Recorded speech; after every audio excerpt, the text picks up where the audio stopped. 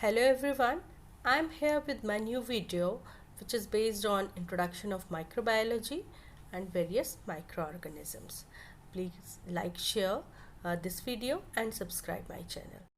I will start from what is microbiology.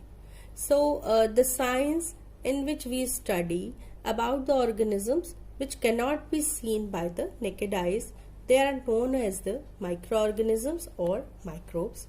These organisms can be seen only with the help of microscope. Antony van Leeuwenhoek was the first person to observe and describe microorganisms in 1676, which is often referred to as the father of microbiology. Various types of microorganisms are bacteria, virus, fungi, rickety, protozoa and parasitic worms. First of all, I'll take the introduction of bacteria, which are known to be the first organisms to appear on Earth about 4 billion years ago, and the oldest known fossils are of bacteria-like organisms. Bacteria are microscopic single-celled organisms that exist in every environment and both inside and outside other organisms. Some bacteria are harmful but mostly used for the useful purposes. Bacteria support many forms of life, both plants and animals, and they are used in industrial and medicinal processes. Bacteria can use most organic and some inorganic compounds as food, and some can survive in extreme conditions. The earth is estimated to hold at least 5 nonillion bacteria, and much of the earth's biomass is thought to be made up of bacteria. The next microorganism I am taking is virus, which is an infectious agent that can multiply only in living cells of animals, plants or bacteria. Viruses are submicroscopic. That means we can't see them in the microscope. As according to the National Human Genome Research Institute, a virus is a small collection of genetic code, either DNA or RNA, and surrounded by a protein code. Virus cannot replicate alone, and they must infect cells and use components of the host cell to make copies of themselves. Often they kill the host cell in the process and cause damage to the host organism. Viruses do not have the same components as bacteria, so they can't be killed by antibiotics.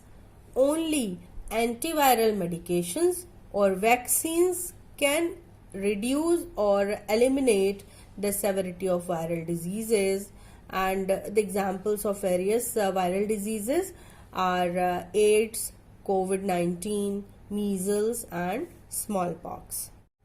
Next type of microorganisms are fungi, which are a kingdom of usually multicellular eukaryotic organisms that are heterotrophs.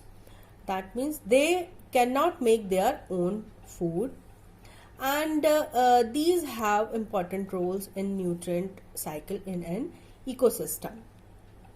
Fungi reproduce both sexually and asexually, and they also have a symbiotic association with the plants and bacteria. They also cause diseases in plants and animals, and some are also used for the processing of various food products. The study of bacteria is known as bacteriology, virus is virology, and fungus is known as mycology. Protozoa are microscopic unicellular eukaryotes which have a relatively complex internal structure and have complex metabolic activities. These are found worldwide in most habitats. Most species are free living, but all higher animals are infected with one or more species of protozoa. Infections range from asymptomatic to life threatening, which depends on the species and strain of the parasite and the resistance of the host. Now I am telling about the life cycle of various microorganisms. If we talk about the graph of the bacterial life cycle, it contains four phases: lag phase, log phase, stationary phase and death phase. Most commonly, bacteria replicate by the asexual process of binary fission. These microbes reproduce rapidly at an exponential rate under favorable conditions. When we grow microorganisms in culture, the bacteria in culture, a predictable pattern of growth in a bacterial population occurs. This pattern can be graphically represented as the number of living cells in a population over time, and this is known as the bacterial growth curve. In this curve, the initial phase is the lag phase, where bacteria are metabolically active but not dividing. The exponential or log phase is a time of exponential growth.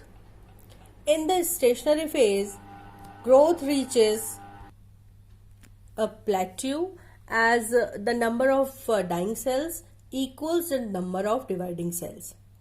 And the death phase is characterized by the exponential decrease in the number of living cells. Bacteria require certain conditions for growth, and these conditions are not the same for all bacteria. Various factors like oxygen, pH, temperature and light influence microbial growth, and various additional factors like osmotic pressure, atmospheric pressure and moisture availability. I will describe all these extrinsic and intrinsic factors in my next video. A bacterial population's generation time, or we can say the time it takes for a population to double, varies between species and depends on how well the growth requirements are available. Fungi usually reproduce both sexually and asexually. The sexual cycle produces mitospores and the sexual cycle produces meiospores. Even though both types of spores are produced by the same mycelium, they are very different in form and easily distinguishable. The asexual phase usually precedes the sexual phase in the life cycle and may be repeated frequently before the sexual phase appears. The life cycle of virus contains various steps like attachment, penetration, uncoating, gene expression and replication, assembly and release. Virus is an obligate intracellular parasite. They must gain entry into target cells and use the host cellular machinery to produce a progeny virus. The multiple steps involved in the virus propagation occurring inside cells and are collectively known as the virus life cycle. After entering the cell and localizing to an intracellular milieu, the virus sheds its capsid, transcribes its RNA, translates its RNA to the viral proteins, replicates its genome, assembles the viral components, and finally exits from the cell. Microorganisms are of both kinds, like harmful and beneficial.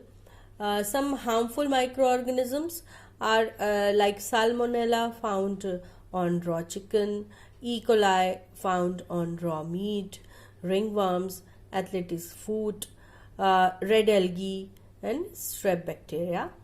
and various beneficial microorganisms, as for the processing of penicillin, blue cheese, the bacteria which turns milk to yogurt, yeast which is used to make bread, in cow's stomach, which allows cow to digest grass, in our intestine, which helps in the digestion. Beneficial bacteria like lactobacillus converts milk to yogurt and cheese. Antibiotics can be formed by some microorganisms. Bacteria in the colon help produce vitamins. GMOs are used to make insulin and other useful compounds, and bacteria are active in carbon and nitrogen cycles. The harmful bacteria like pathogenic bacteria can cause diseases in humans and animals, can cause diseases in plants, and also they can cause food spoilage. Bacteria also can cause tooth decay. Microorganisms spread through food and drink, by sneezing or coughing, by handshaking, that is by direct contact. They also can be carried by mosquitoes or flies, and also spread through air. So the maintain of hygiene and sanitation is very much required to check or to control the spread of various diseases which are spread by the microorganisms.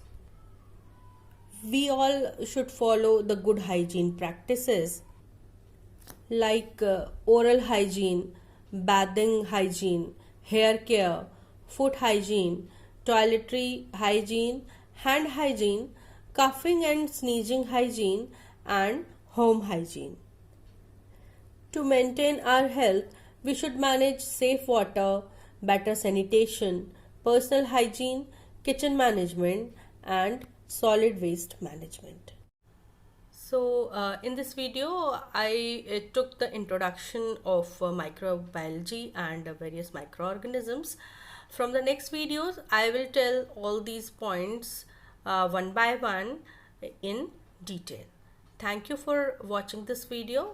Next video will be posted soon.